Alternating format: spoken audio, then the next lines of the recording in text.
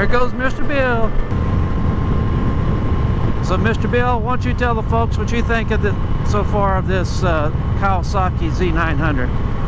Well, I think Kawasaki did a really good job in how they designed it to be pretty much as retro as you could be to the original Z1s from 1973. And the shape of the tank, the gauges, I like the gold cast wheels that kind of look like spokes. And you know, even though it's a 4-into-1 rather than a 4-into-4, it does sound really good, and it's not loud. So I think you're getting the best of the retro design and the best of modern.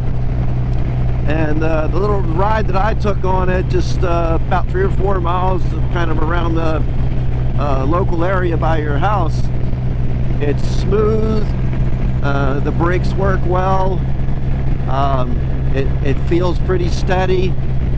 I was pretty happy with the fact that you know, when I went around some of the curves that I went around that were just, you know, intersection curves, that, you know, the bike didn't give me any grief.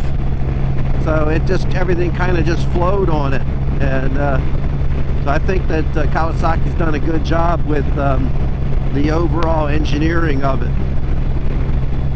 Although you didn't see Rapid Roy with you on this video, he did ride with us quite a bit of the way before he had to turn around and go back. I do appreciate all the positive comments I got back from my initial introductory video on this bike. I didn't realize it was quite as popular. Here's some of my initial thoughts and feedback on the bike after, you know, a week or two and only like less than 250 miles. The rider's triangle is very important to me on the bikes. What I was looking for was a rider's triangle that was slightly better than my Thruxton R, but may not be quite as rangy and as comfortable as my Tiger 900. As you can see in this comparison here, you get better, the bars are up high, the foot pegs are pretty low from the seat, foot peg to seat height is pretty good, so it keeps your hips really nice. So I'm very happy with the ergonomics of this Z900. Overall, I think I'm going to be happy with the overall performance of the bike. So any changes I'm going to be making to the bike will probably be more oriented towards comfort and the cosmetics of the bike. At the end of 2017 and at the beginning of 2018, this bike first came out, I thought the bike really needed a 4-into-4 exhaust, make it look a proper bike. And the 4-into-1 I know is lighter and it sounds nice and the performance is better, but I'm looking at the 4-into-4 Delcovic exhaust.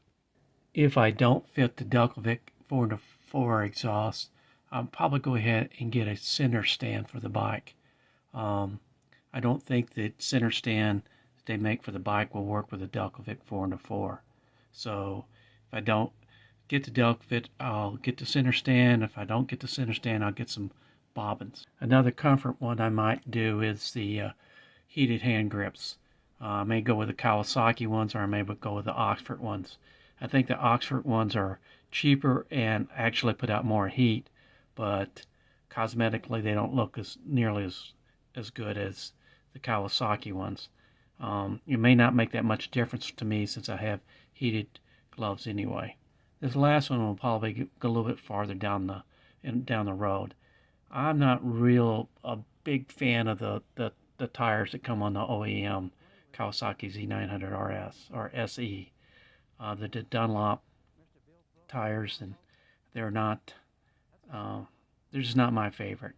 They're all right, but I much prefer to get a Michelin Road 6 on the bike, but I'll probably have to wait 7,000 miles before I do that.